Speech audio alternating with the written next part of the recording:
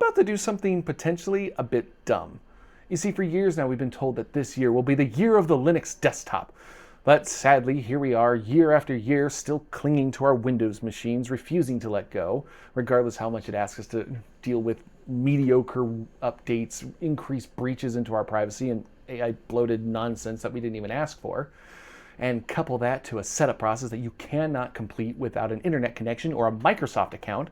And to make things even better, you want to change up the hardware in your PC, maybe get that new processor and motherboard that you really wanted, that way you can get even more FPS out of your games. Well, I hope you like gambling. And no, I do not mean the Silicon Lottery. I'm referring to the non-zero chance that whenever you change any of the core components of your PC, that the license key for the software that you already paid for will just simply break, and you'll be forced to fork over another $120 to Daddy Satya to install this hot mess of an operating system. And then there's Apple. Okay, to be fair, macOS isn't a bad operating system. The apps on it tend to run much smoother than their Windows counterparts, and the interconnectivity between the rest of the Apple ecosystem is frankly just beautiful. But that does assume that you're going to be okay with a single source for your hardware, that you can't upgrade, can't replace any of it, and when you do decide to replace it with something shinier, brighter, and newer, you're going to have to shell out a premium to Mr. Turnus. And if you're a gamer at all, well, forget it. Gaming on macOS has long been the farthest thing down on Apple's list, if it's there at all. And while you can skip signing into an Apple account in the setup, you still have to be connected to the internet to activate the darn software on the hardware that you just bought, only then to be repeatedly asked to sign into one once you get in. I mean, what happened to the olden days when you would go out, purchase your software, and it was just simply yours to use? No online account, no license key, no internet connection, and you had the freedom to change up your hardware without fear of dealing more damage to your wallet. Well, thankfully, there is a third option, which brings us back to our friend Linux. Thanks to its open source nature, there are dozens of viable options of it out there that are robust, capable, and in most cases, free. No license, no online account that it has to activate through, and no corporate server that it constantly runs to, tattletaling on everything you've been up to. Okay, I know there are plenty of things in our day-to-day lives that do that anyway, but hey, it's one less to worry about. So why don't we just go use Linux rather than the apples in the window? Well, that's mainly down to the software limitation that Linux has always had to endure. You see, because Linux takes up so little of the market, developers who are frankly in the business of making money are less incentivized to go out and dedicate an entire pipeline of development just to create a Linux-compatible version of whatever they happen to sell. And this is especially true for gamers. The list of native Linux games is so non-existent compared to the rest of the gaming market, it has always left Linux just a hard sell for the gaming community. At least it used to be. You see, back in 2018, Valve set off a seismic shift in the market with their new fancy Proton tool. And what Proton does is take any Windows DirectX call from a particular program and on the fly convert it to Vulkan, which is readily understood by Linux machines. And this opened the floodgates for gamers, allowing access to dozens of previously unplayable games. And in most cases, it just kind of works. It doesn't really have that much setup.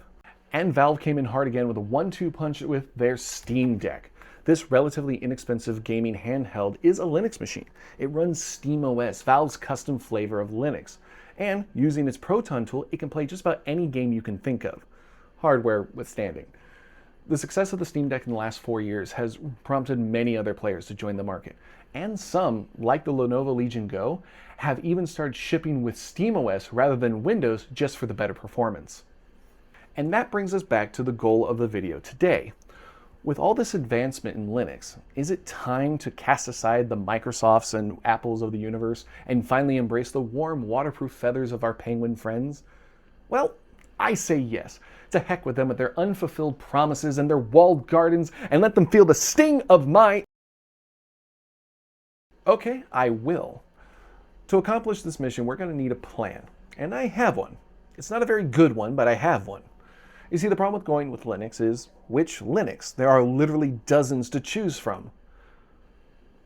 Dozens. Dozen. Like 12 of them, like maybe one for each month in a year.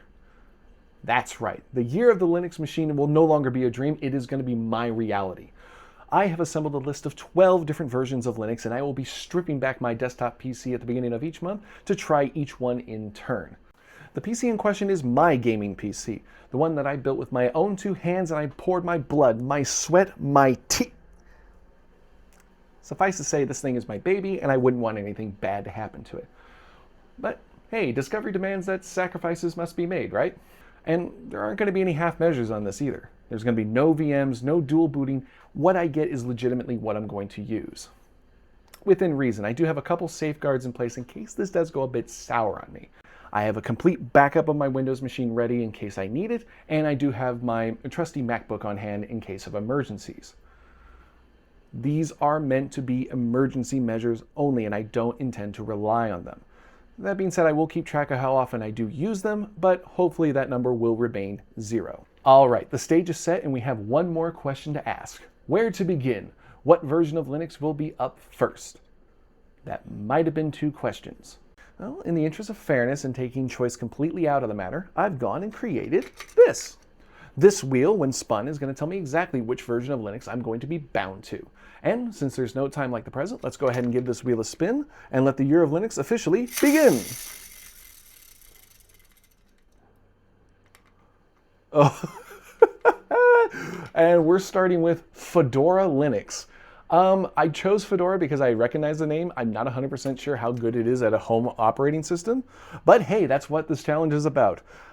All right, so Fedora is going to be the first version of Linux that we're going to be trying out here. I have a couple final updates to do to this PC before I shelve it, so let's go ahead and get those taken care of, and with any luck, I'll never see it again. Hi, don't you love it when there's a continuity problem that completely ruins the immersion of the video that you're watching? Me too! While editing this, I did realize that the whole segment of the installation of Fedora never actually got recorded properly. That's my bad. I'm a professional. But we do have Fedora actually installed onto my computer.